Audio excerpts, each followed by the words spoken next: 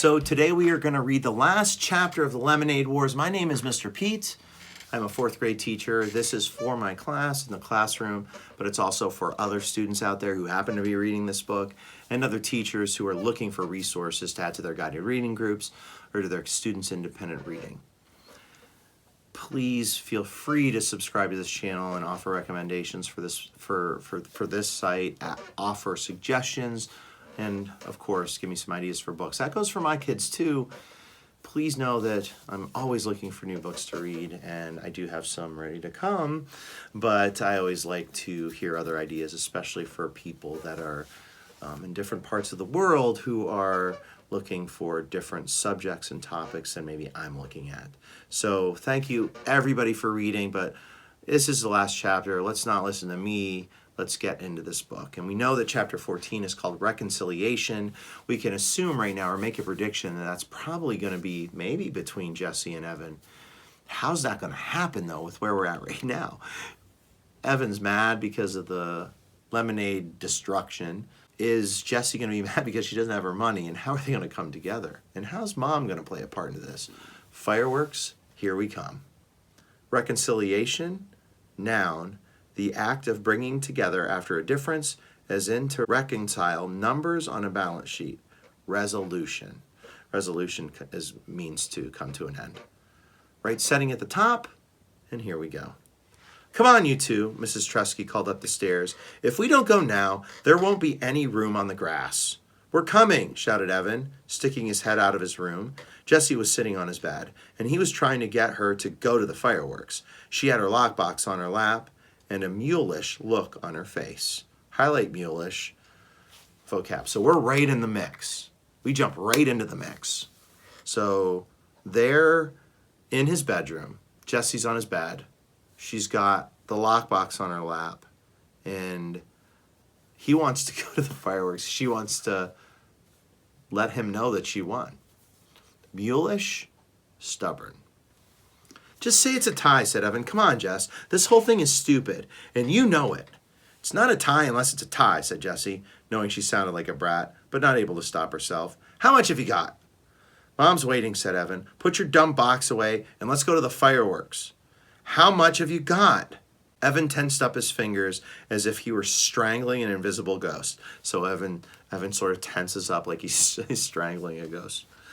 Nothing, okay? I've got nothing. Look. He turned the pockets of his shorts inside out. Jesse looked skeptical. Highlight skeptical, vocab word. Skeptical means doubtful. You can't have nothing. You must have made something. Well, I had expenses, so I ended up with nothing, okay? Are you happy? You win. Evan sat on the edge of the bed, looking at the floor. He doesn't want her to look because Jessie felt her heart sink. You spent all your money on the mix for your lemonade on wheel stand? Jessie asked. All of it? Evan nodded. Jessie felt like crawling under the bed and never coming out. Hyperbole. It didn't pay off so good, she whispered. There were a few bugs in the system, said Evan. That's a joke Jessie would have loved, he thought, before the war. Now it was all just money and numbers and bad feelings. There was no room for laughing. Oh, said Jessie, her voice the size of an ant. She stared down at the box in her lap. I've got... She opened the lid of the lockbox, took out the change tray, and pushed aside all the scraps of paper she had collected and the comment card from Megan. She stared. Wait a minute, this isn't my money. She picked up a handful of wrinkled, bunched-up bills. Evan lay down on the bed and covered his head with his pillow. Jessie counted the money quickly. $62.11? Where'd this come from?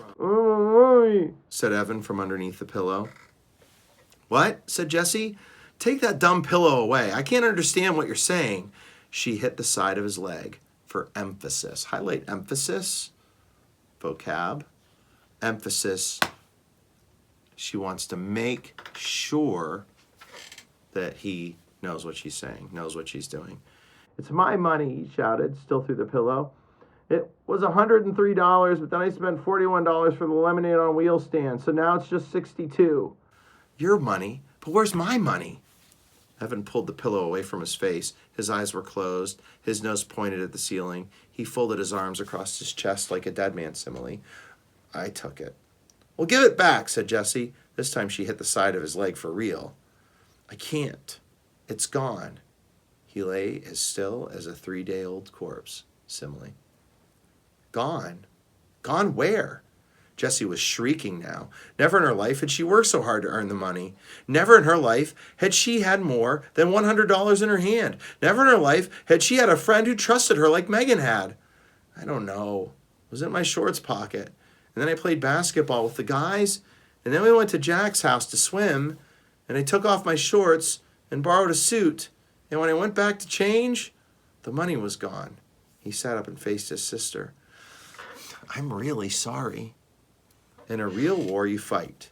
You fight with your hands and with weapons. You fight with anything you've got because it's a matter of life and death. Jessie felt the loss of her hard-earned money like death. It's a simile comparing her feeling of losing her money to dying. And she ripped into Evan with all the power in her body. She punched him. She kicked him. She threw her lockbox at him. She wanted to tear him up into little pieces. Oh, she's mad. That's hyperbole. She's not really going to tear him up into pieces, but she's punching and kicking. Evan didn't try to pin her, though it would have been easy to do. Part of him just wanted to lie on the bed and take it all, for being the one who started the whole thing by saying, I hate you, for making Jessie feel so rotten about herself, just because Evan felt so rotten about himself, for taking Jessie's money and losing it to Scott, just for being so stupid. So he's now sort of coming back. He's like, I've earned this, so go ahead and beat up on me. He wants to take it, but obviously something's stopping him from just letting him take it. But Jessie was really going at it, and if he didn't protect himself at least a little, he was going to end up in the emergency room, and that would upset his mom. So he kept his hands up in front of his face, just enough to keep Jessie from gouging out his eyes, but he never once tried to hit her back. He was done fighting. Finally, Jessie ran out of gas. She lay down on the bed and tried to make her brain work. Her body was so worn out that her brain felt like the only part of her that could work. One of your friends stole my money? She asked. I think it was Scott Spencer, said Evan. He went upstairs to go to the bathroom. Then he came down all in a hurry and said he had to go home. After that, I went upstairs and the money was gone. He's such a jerk, said Jessie. The biggest, said Evan. If he gets an Xbox, I'll know it was him. It was a lot of money, said Jessie, feeling tears start to spring from her eyes and run down her face. It was, said Evan. I couldn't believe how much when I saw it. You're really something, you know that? Earning all that money, selling lemonade. So now they're back to being brother and sister. Reconciliation. Thanks, thought Jessie, though she couldn't say the word. Why'd you do it, Evan? She asked. She meant, why'd you take the money? And why'd you act so mean? And why'd you start this whole war in the first place? There were too many questions. I was mad at you for putting the bugs in my lemonade, he said. Well, I was mad at you for saying you wanted to pulverize me, she said. So finally, now that it's all actually one word, highlight that vocab word, pulverize. She kind of just pulverized him. I only did that because you were hanging out with Megan and I felt totally left out. Well, how do you think I felt when you wouldn't let me hang out with you and stupid Scott Spencer? Well, I was mad at you because Jessie sat up and looked at Evan. Evan looked at the wall. Because I don't want you in my class this year, he said. Because I'll embarrass you, she said solemnly. Highlight solemnly. Put vocab. Means sad. Because I'll embarrass myself, said Evan. I never have the right answer in math. And I read slower than everyone when I read out loud. And I make mistakes all the time. And now, with you in the class, it's going to be worse. They'll all say, wow, he's even dumber than his little sister. Evan's shoulders slumped and his head hung low. You're not dumb, said Jessie.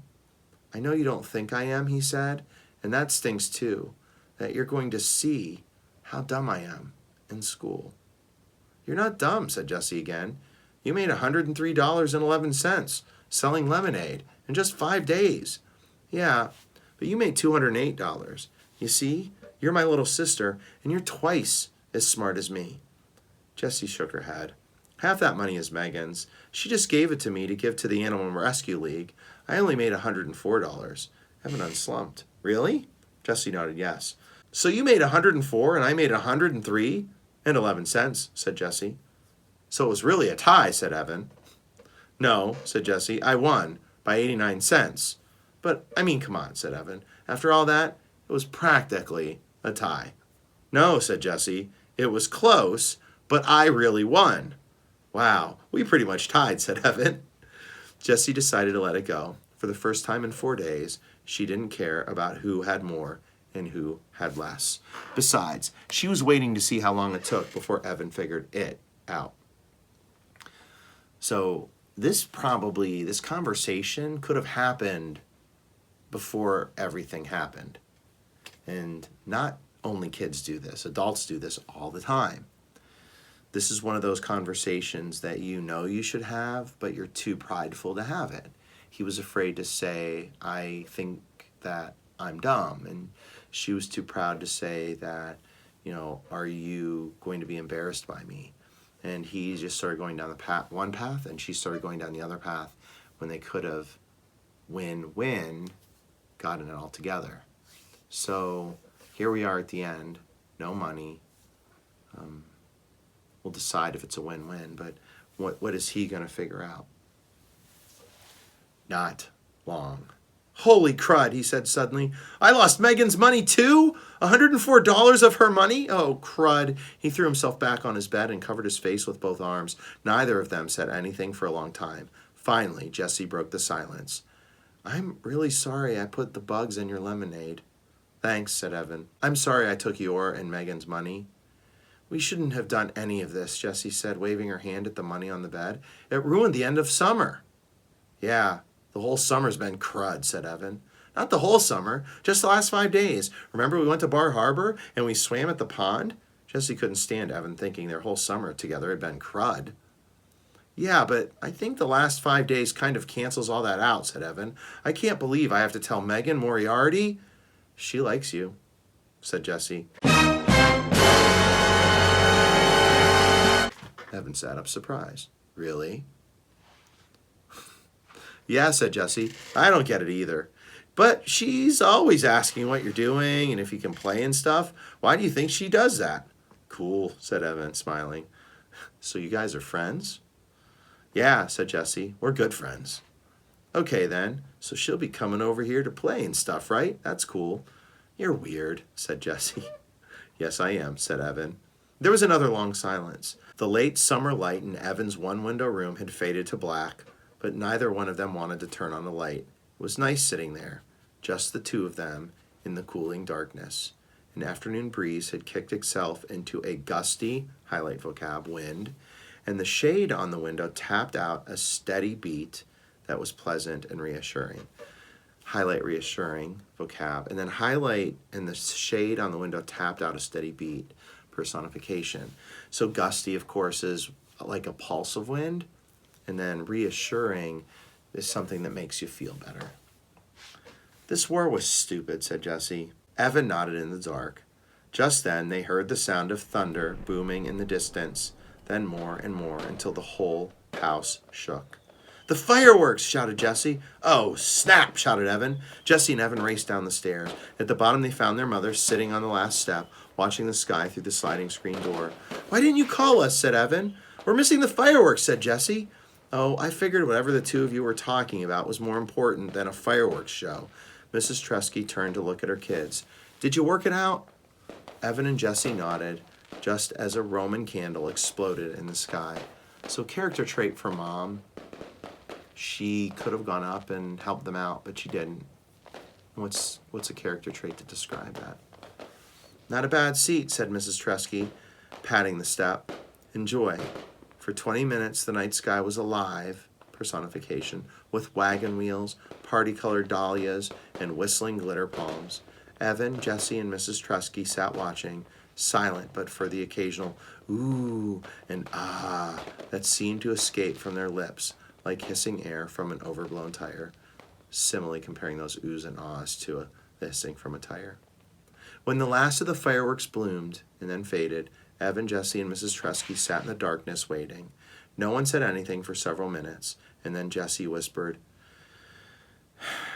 "It's over." Yes, it was over. "Wait," said Evan. "What was that?" "What?" asked Jessie, straining her ears. "Listen." In the distance, a boom and a rattle. "More fireworks," said Evan, staring up at the dark sky. "Where? I don't see them," said Jessie. All of a sudden, the sky split in two as lightning sliced the night. An explosion of thunder rolled through the house, rattling the windows and pictures on the walls. Rain poured from the sky as if a gigantic faucet had been twisted on. Simile, rain and faucet. And highlight that whole paragraph. There's so much good stuff there. I'll talk about it tomorrow. "Yeah," shouted Mrs. Tresky, leaping up from the step. "Battle stations!" Every window in the house was wide open, so Evan, Jesse, and Mrs. Tresky ran from the top floor to the bottom, shutting windows and sopping up puddles. The rain came down with the fury and impatience of a 2-year-old having a tantrum. So that's a metaphor comparing a storm to that 2-year-old.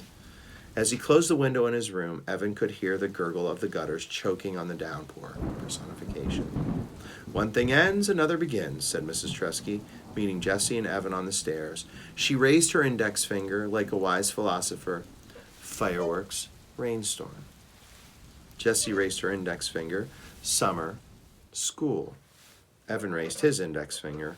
War, peace. Then they laughed because it was silly, the three of them acting like wise philosophers standing on the stairs. And they mentioned the philosophers and Mrs. Tresky, there's a simile there, and now all of the Treskys and philosophers. That night, before she closed the door, Jesse whisper-shouted to Evan, who was already in bed, "Hey, I've got an idea about getting Megan's money back." That's a weird last sentence of a book. So make a prediction. There is a little more, but I do, is that a weird way that we don't know who stole the money?